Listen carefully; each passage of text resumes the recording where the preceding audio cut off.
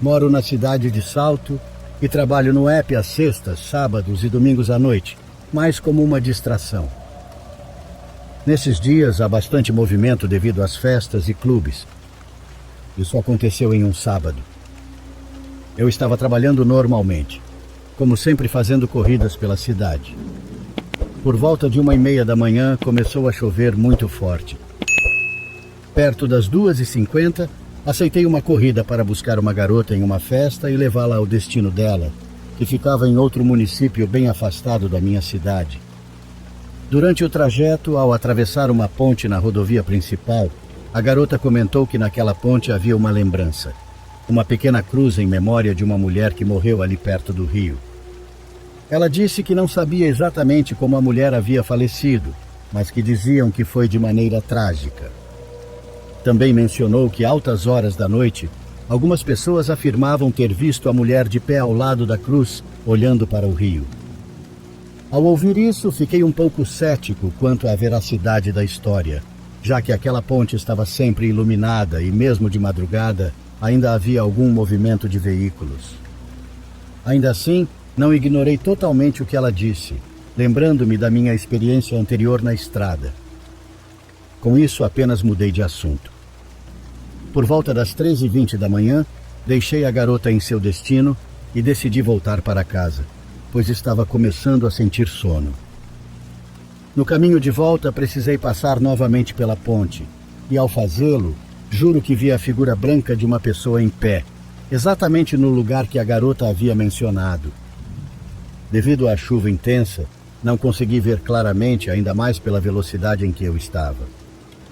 Naquele momento, o ambiente dentro do carro ficou extremamente frio. Mesmo assim, não dei muita importância, pensando que era apenas o sono. Perto da avenida que leva à minha casa, recebi uma solicitação do aplicativo, com um bom valor pela distância. Achei estranho, pois o passageiro não tinha foto de perfil, nome ou avaliações anteriores. Também não apareciam outras solicitações feitas por ele, então achei que fosse um erro do aplicativo, algo relativamente comum. Quando cheguei, percebi que o local era um terreno baldio, bem atrás do Instituto de Investigação Forense. Enquanto esperava, a música que eu estava ouvindo começou a distorcer e a falhar. Achei estranho, pois eu não estava ouvindo rádio nem usando Bluetooth, mas sim o celular conectado por cabo. Enquanto verificava o que poderia estar causando o problema, senti a porta traseira direita do carro se abrindo e alguém entrando. "Boa noite", cumprimentei. Não obtive resposta, nem ouvi a porta se fechar. Virei-me para olhar para trás, mas não havia ninguém. Nesse momento fiquei verdadeiramente assustado, pois tinha certeza de que senti o peso de alguém entrando no carro. Instintivamente perguntei em voz alta: "Olá, tem alguém aí?" No mesmo instante a corrida foi cancelada. Aquilo me deixou extremamente preocupado, então decidi sair dali. Pensei em descer para fechar a porta traseira, que ainda estava aberta, mas o medo de que pudesse ser uma tentativa de assalto me fez mudar de ideia. Em vez disso, engatei a marcha a ré, acelerei e freiei bruscamente para que a porta fechasse sozinha. Quando tentei ir embora, o carro desligou de repente. Ao religá-lo, ouvi claramente o choro de uma mulher e batidas na janela traseira. Apavorado, saí dali o mais rápido que pude, levando junto o canteiro de flores que ficava ao lado. Quase chegando na avenida principal, o ambiente ficou gelado, mesmo com o ar desligado. Não sei se era o nervosismo, mas ao passar por um semáforo, senti alguém tocar meu ombro. Cometi o erro de olhar pelo retrovisor central e então eu vi. Era uma mulher com cavidades vazias no lugar dos olhos. O terror me distraiu e, por causa da velocidade em que eu estava, acabei batendo na guia com a roda, estourando o pneu e quase sofrendo um acidente pior. Quando tudo passou e finalmente consegui me acalmar, olhei para trás só para ver que não havia ninguém. Desci para verificar os danos e trocar o pneu. Embora não houvesse ninguém por perto, senti olhos fixos em mim o tempo todo. Ao chegar em casa, contei à minha família o que aconteceu, mas eles não acreditaram, dizendo que tudo foi fruto do sono. Porém, meu avô sugeriu que eu levasse o carro para ser abençoado, pois ao permitir que algo entrasse, havia a possibilidade de que ainda estivesse ali. Segui o conselho dele e, desde então, não senti mais nada envolvendo essas paradas do outro mundo.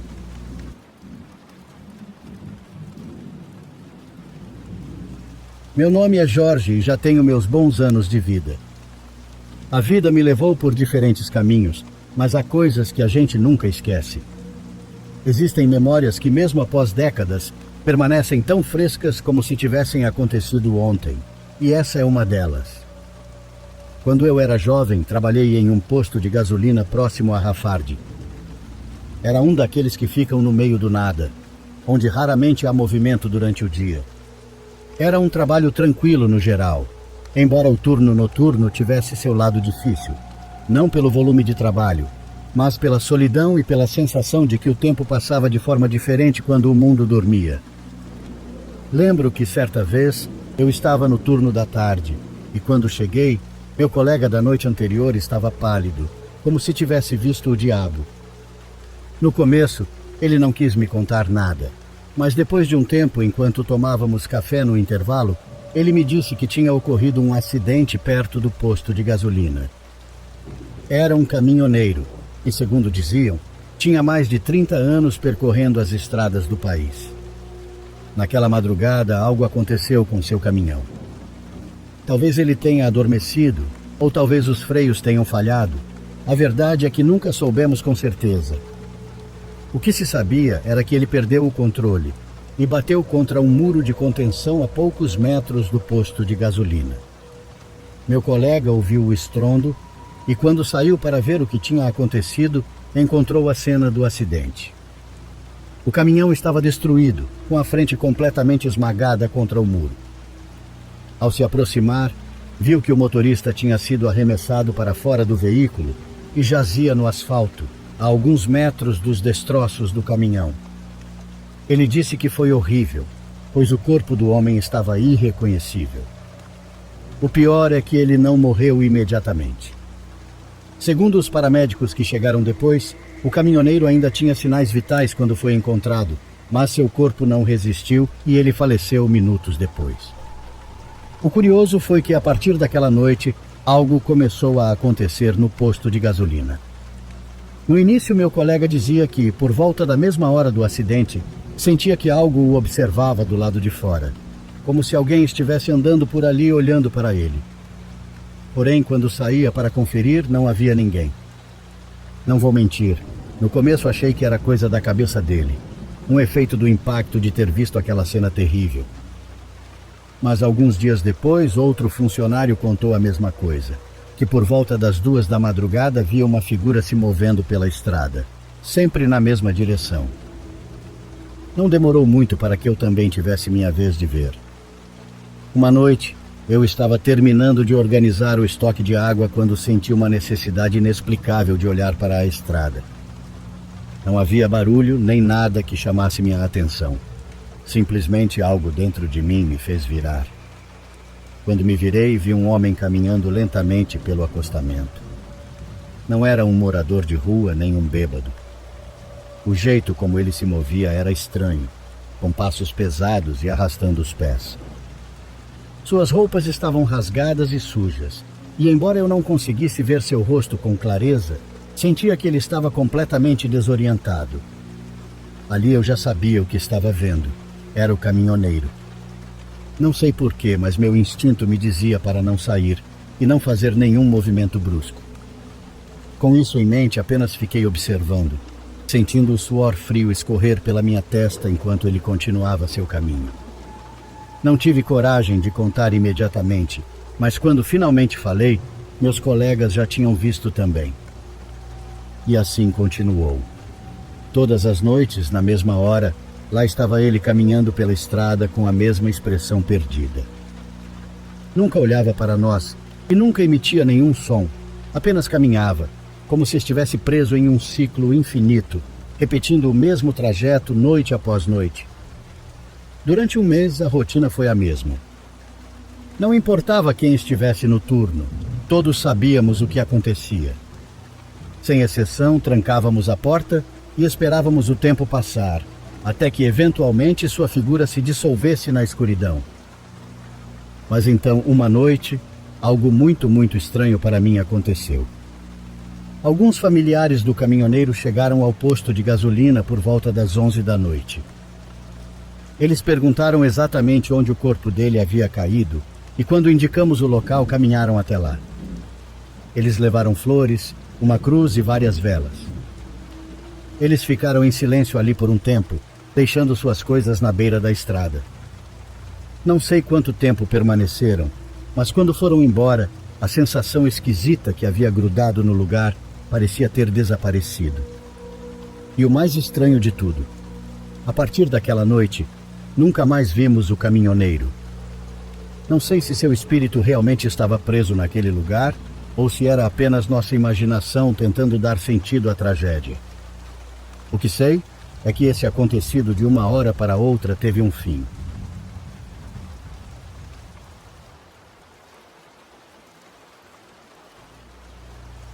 Desde já, quero deixar claro que o objetivo do meu relato não é difamar essa igreja. Naquela época, eu ajudava na igreja de vez em quando por causa da minha avó, que me pedia para acompanhá-la. Ela era muito envolvida nas atividades, inclusive nas que aconteciam na praça. Essa igreja é a Catedral de Santa Mãe Maria, e isso aconteceu no ano de 2008. Por essa razão, íamos de vez em quando ajudar em diversas coisas. Eu tinha 13 anos e muitas vezes tínhamos que ir à tarde quando a igreja estava completamente vazia. De vez em quando aparecia alguma pessoa para rezar ou se confessar, mas logo ia embora. Foi em uma dessas tardes que eu estava na parte de trás do templo, pois me permitiam andar por ali. O sacerdote confiava na minha avó e, com o tempo, passou a confiar em mim também. Eu estava terminando de fechar uma porta onde guardávamos pequenos objetos e decorações quando ouvi um grito de mulher vindo de uma das portas onde guardavam coisas maiores. Imediatamente abri a porta e vi que tudo estava quieto. Havia algumas estátuas, caixas de velas grandes, mas tudo estava em ordem e tranquilo. Ouvi passos correndo pelo corredor. Era minha avó que perguntou o que tinha acontecido e quem tinha gritado, pois parecia a voz de uma mulher, não de uma adolescente como eu. Eu disse que não sabia, que tinha ouvido o grito bem perto porque estava ali, mas que entrei e não vi ninguém. Minha avó também começou a procurar comigo naquele quarto, mas não havia ninguém escondido. As coisas estavam organizadas e não descobrimos o que tinha acontecido. Curiosamente, naquele dia eu não senti medo. Achei muito estranho, mas talvez por ser de dia não me assustei.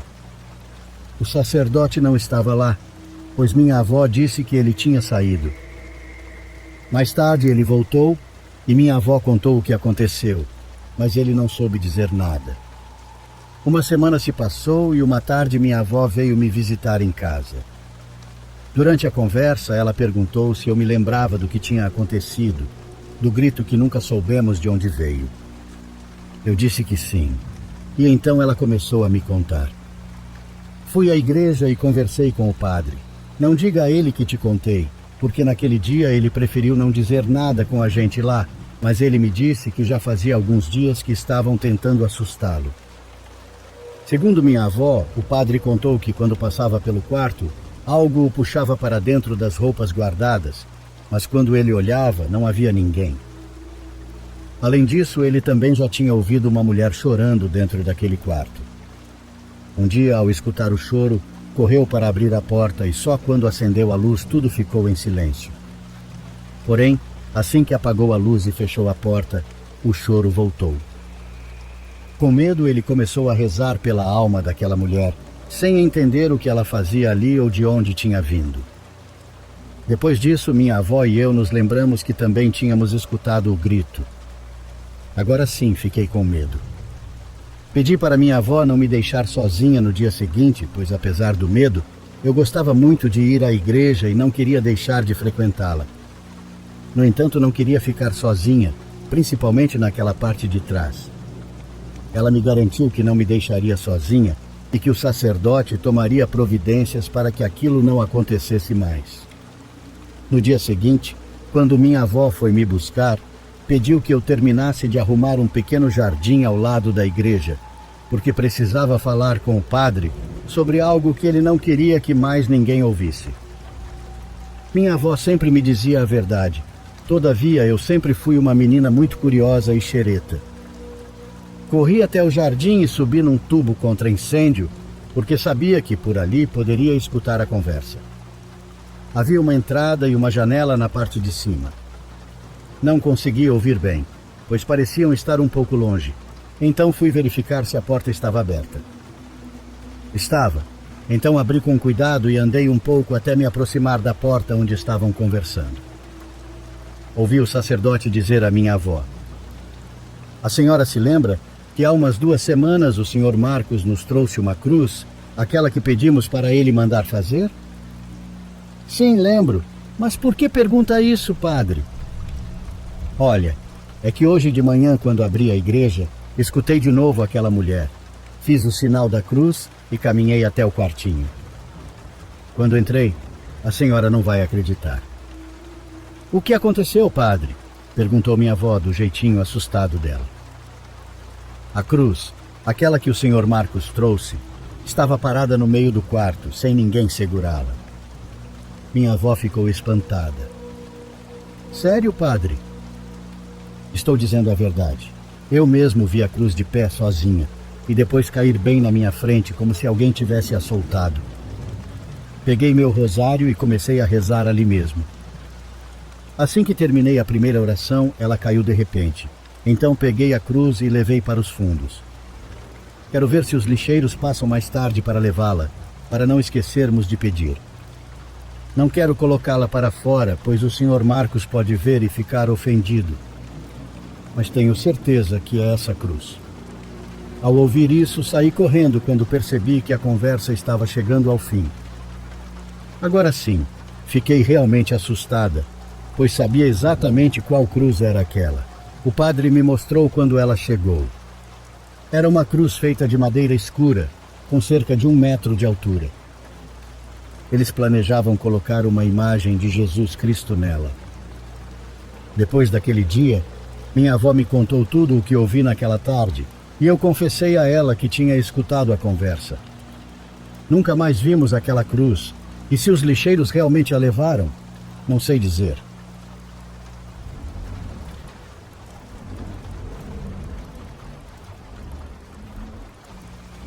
Meu nome é Raul, e há vários anos atrás trabalhei alguns meses em um posto de gasolina. Era um trabalho monótono, mas eu não reclamava. Naquela época, eu dividia o turno com uma mulher chamada Fernanda, que assim como eu estava ali apenas para ganhar a vida. Era bem tranquilo. Durante a noite quase não apareciam carros, e quando apareciam, eram viajantes de passagem que abasteciam e seguiam seu caminho sem ficar muito tempo. A única coisa que quebrava a monotonia eram pequenos ruídos que, com o tempo, passaram a parecer normais para nós.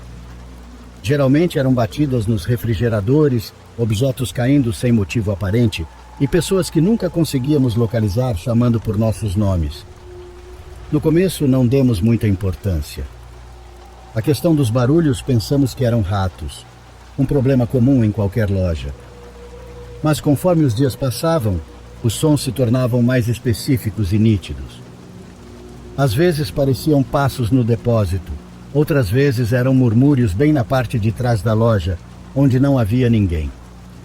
Havia noites em que Fernanda e eu preferíamos ficar dentro da área do caixa, evitando ir ao depósito mais do que o necessário. Embora não falássemos muito sobre isso, ambos sabíamos que algo não estava certo. Mas a pior noite chegou quando eu estava organizando mercadorias no depósito. Movi algumas caixas de refrigerantes e notei que uma parte do chão soava oca quando eu passava por cima. Era sutil, mas estava ali. Abaixei-me e bati com os nós dos dedos. Definitivamente havia um espaço vazio. Chamei Fernanda, mostrei o que havia descoberto Retiramos algumas coisas e percebemos que uma das lajotas estava solta.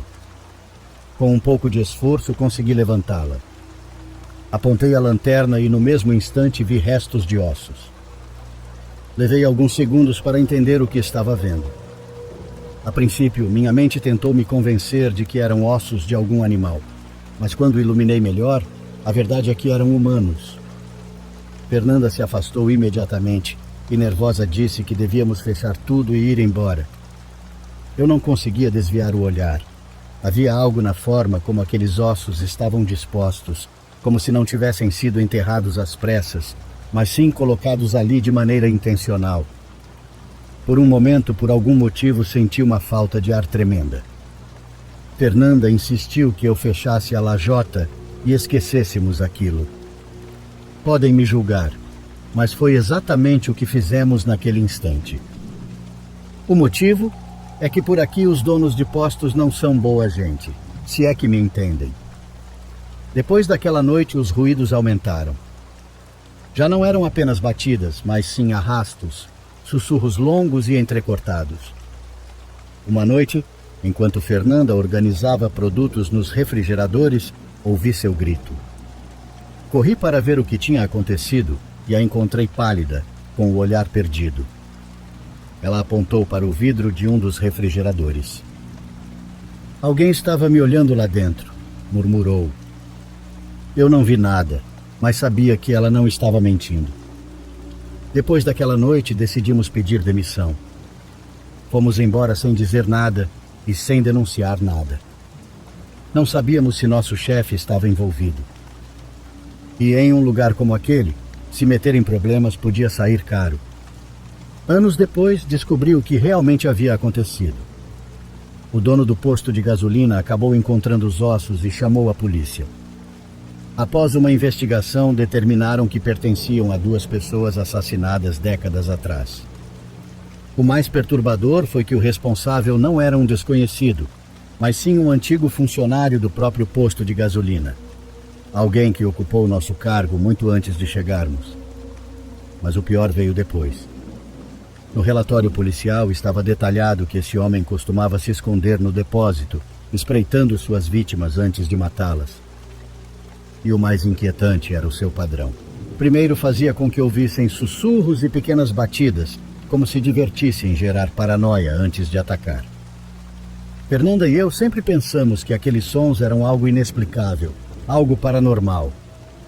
Mas depois de ler aquele relatório já não tenho tanta certeza.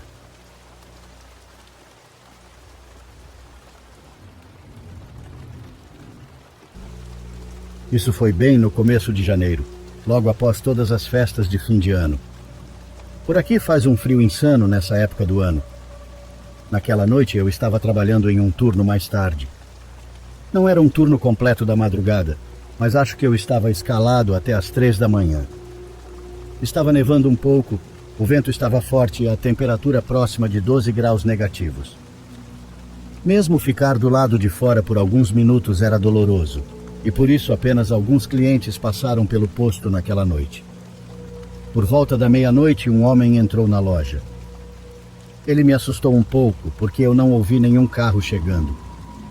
O homem não foi além da entrada da loja, e apenas ficou parado perto da porta. O cumprimentei, ele acenou com a cabeça, depois ficou olhando para fora através da porta de vidro. Meus olhos se voltaram para o lado de fora também, e eu percebi que não havia nenhum carro. Ele deve ter vindo a pé, pensei. Como está indo sua noite, senhor? Perguntei, tentando puxar conversa. Ele me olhou e disse que estava bem e que só estava se abrigando dentro da loja enquanto esperava sua carona chegar. Eu disse que tudo bem e que ele poderia ficar o tempo que precisasse. Ainda não entendia completamente a situação dele, mas não me importei muito. Fiquei ocupado reabastecendo algumas prateleiras e organizando a loja. Mas o estranho é que 1h30 se passou e o homem ainda estava lá, esperando. Perguntei se ele queria usar o telefone para ligar para alguém, mas ele disse que não e continuou esperando. Sim, lá fora estava terrível, mas esperar tanto tempo era estranho. O simples fato dele ter vindo andando até ali já era estranho. De onde ele tinha vindo? Voltei para trás do balcão e fiquei lá. Não sabia mais o que dizer para ele. Então esperei mais 30 minutos, ocasionalmente checando meu celular, quando o homem de repente se endireitou e olhou para mim. Seus olhos estavam vazios e um calafrio percorreu meu corpo instantaneamente. Eu ia perguntar se estava tudo bem, mas nesse momento, uma luz brilhou pela janela. Um carro estava chegando. Ele veio direto para uma vaga perto da porta e estacionou, mas ninguém saiu do veículo.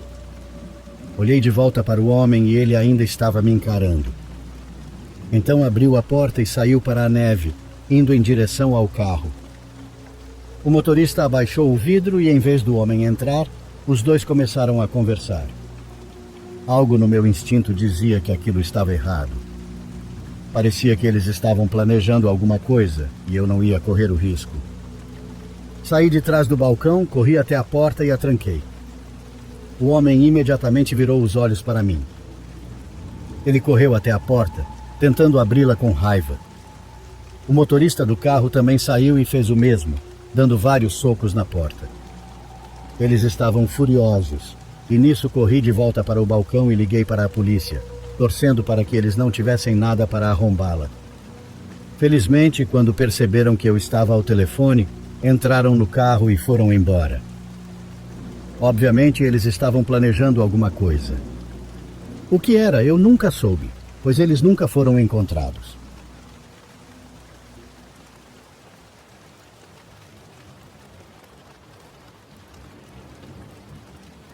Eu moro em San Antônio, no Texas, e isso aconteceu há 4 anos, quando eu tinha 18.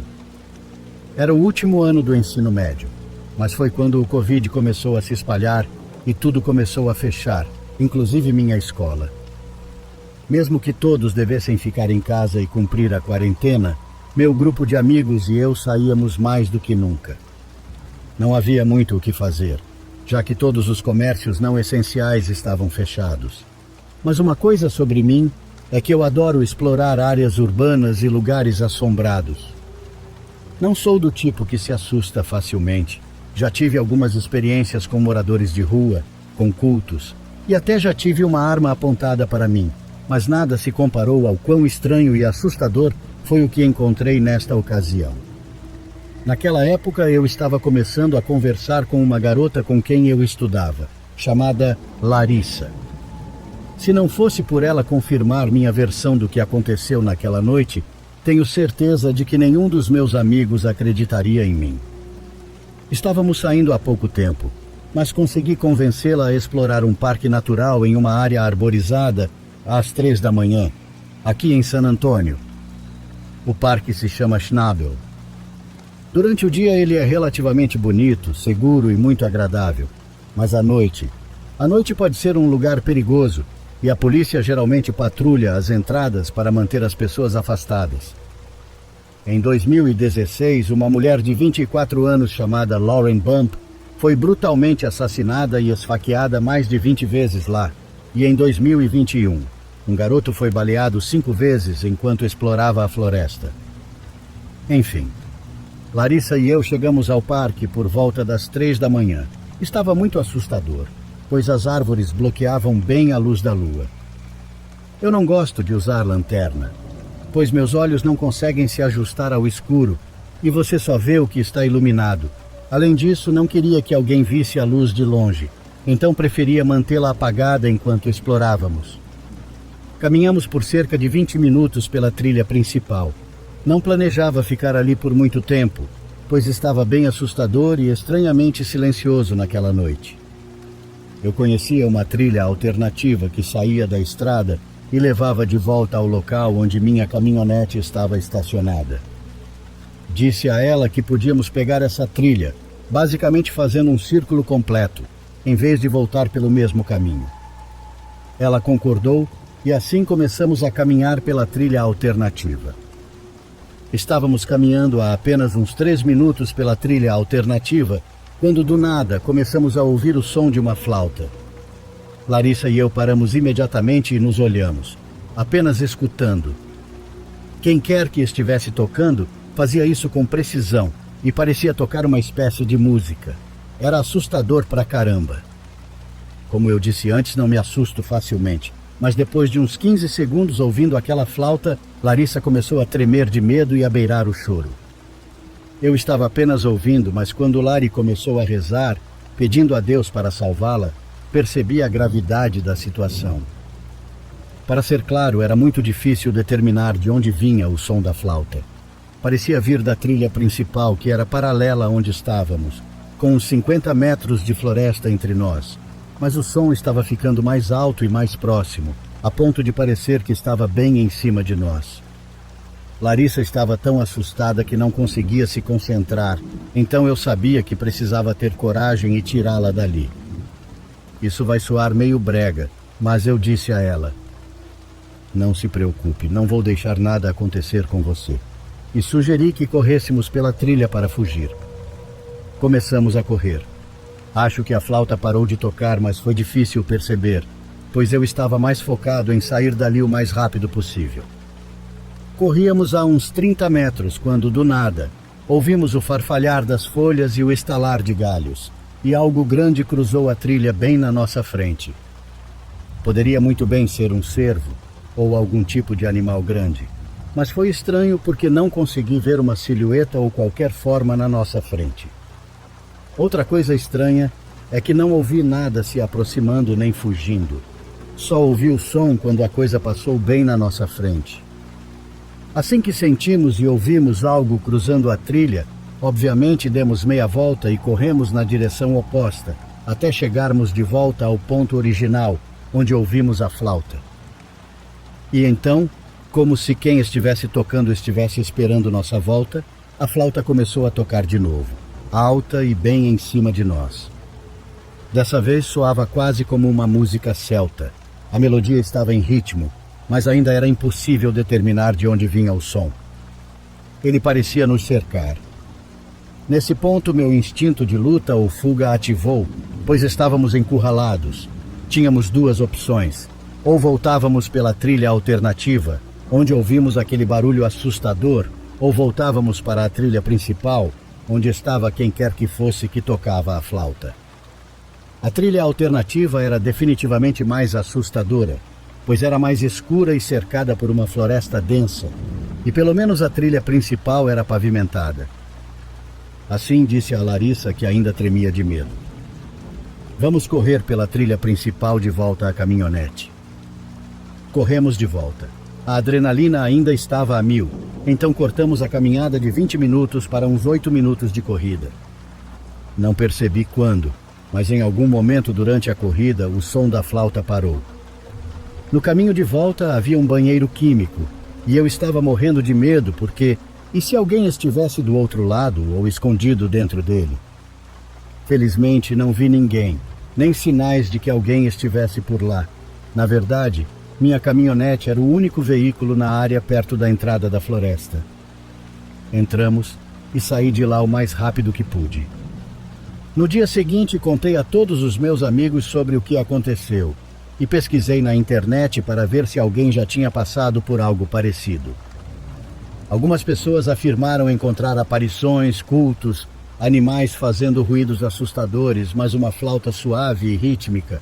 Não encontrei nada sobre isso, ou talvez eu só não tenha procurado direito. Tentei pensar em todas as possibilidades. Há algumas casas que levam a um bairro na extremidade da floresta, mas essas casas ficam a pelo menos alguns quilômetros de distância, e estávamos bem dentro da floresta.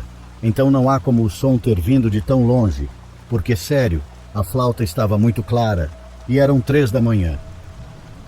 Obviamente nunca descobri quem estava tocando a flauta ou o que passou bem na nossa frente. Escrevendo isso agora, até fiquei arrepiado. Quanto mais penso nisso, mais parece algo paranormal, em vez de algo assustador no nível físico. Não sei se era uma pessoa, uma aparição ou um culto. De qualquer forma, nunca mais voltei lá à noite. Ainda exploro muitos lugares assustadores, mas nunca mais passei por nada parecido.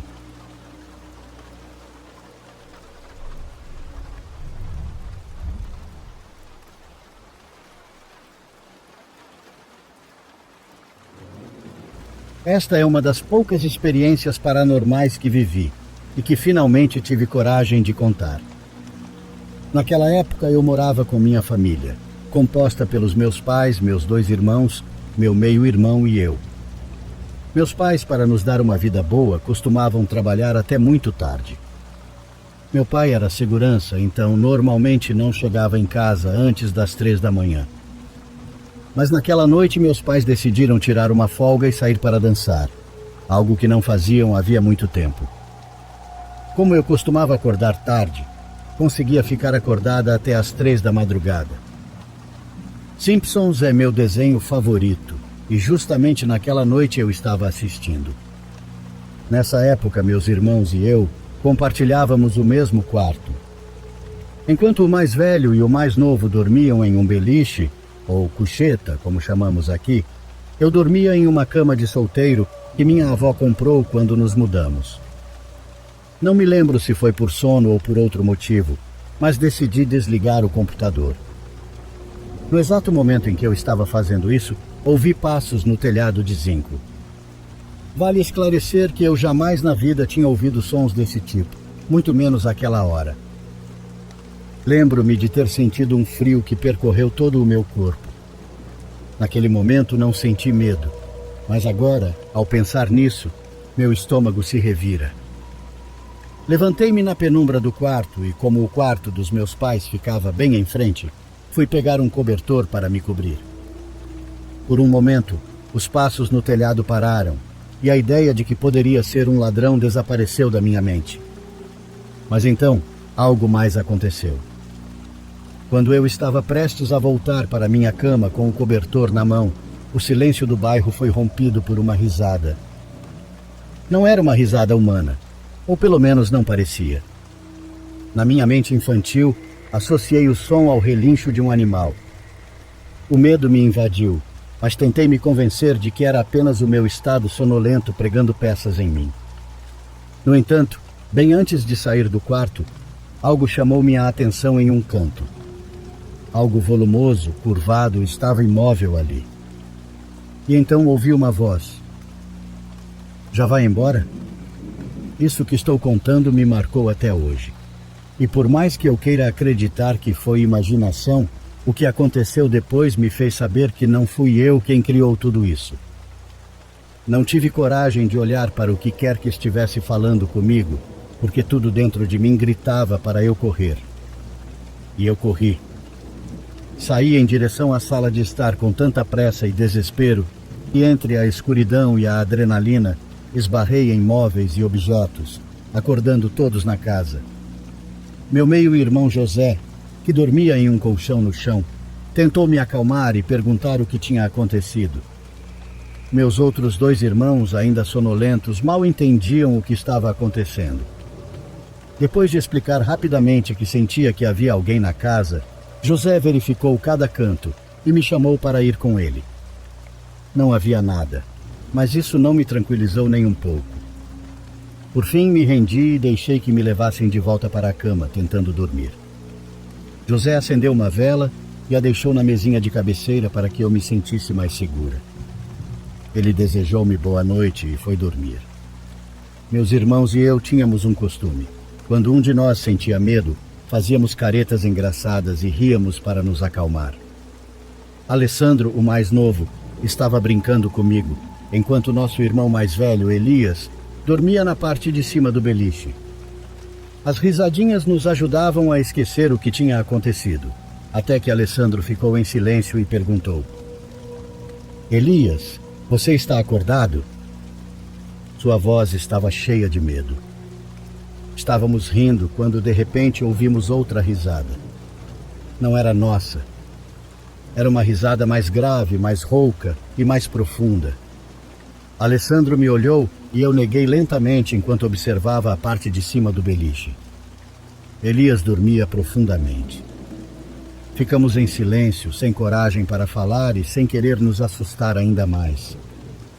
Decidimos tentar dormir de novo, mas então meus olhos se abriram no instante em que o sono estava me vencendo.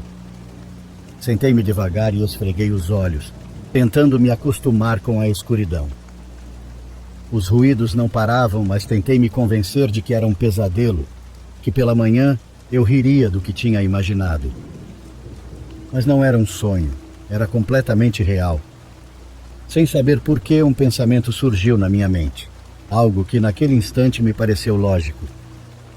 No meu bairro morava uma vizinha chamada Diana, embora todos a conhecessem como Dona Diana. Diziam que ela era bruxa. Minha mãe sempre dizia para não acreditar nisso, que eram apenas fofocas de gente idiota. Mas eu nunca descartei a possibilidade. Não queria pensar nisso, mas já estava pensando. Esfreguei o rosto com as mãos, tentando tirar a ideia da cabeça. Então foi nesse exato momento que ouvi. No telhado de zinco, muito claramente, havia o som de patas como as de uma ave. Levantei-me imediatamente e corri para a sala de jantar. Acendi a luz e dali chamei José entre soluços. É a Dona Diana. Diz para ela parar de me incomodar. Ela não me deixa em paz. José se agachou para me acalmar e seu rosto mudou de repente. Ele fixou o olhar bem atrás de mim, seu rosto empalideceu e ele sussurrou. Você deixou o peru entrar? Virei-me devagar e lá estava. Um peru marrom escuro nos observava. Era impossível que ele tivesse entrado, pois a janela tinha grades e vidro. Não havia como. Quando percebeu que o estávamos vendo, o animal correu em direção ao quarto dos meus pais e, com um golpe violento, se jogou contra a janela e fugiu. Naquela noite, José não conseguiu dormir e eu, com muita dificuldade, peguei no sono. Na manhã seguinte, a caminho da escola, meus irmãos pararam em frente à casa de Dona Diana. Viu? Perguntou Elias. Quem? A bruxa. Dona Diana estava varrendo a calçada e tinha cortes no rosto, como se tivesse sido atingida por estilhaços de vidro. Engoli em seco e uma sensação de vazio percorreu meu estômago. Ao vê-la, senti tudo ao meu redor escurecer. A próxima coisa que me lembro é de meus irmãos tentando me reanimar. Eu desmaiei. Depois daquele dia, nunca mais passei perto da casa de Dona Diana. Pouco tempo depois, nos mudamos. E nada de ruim aconteceu desde então.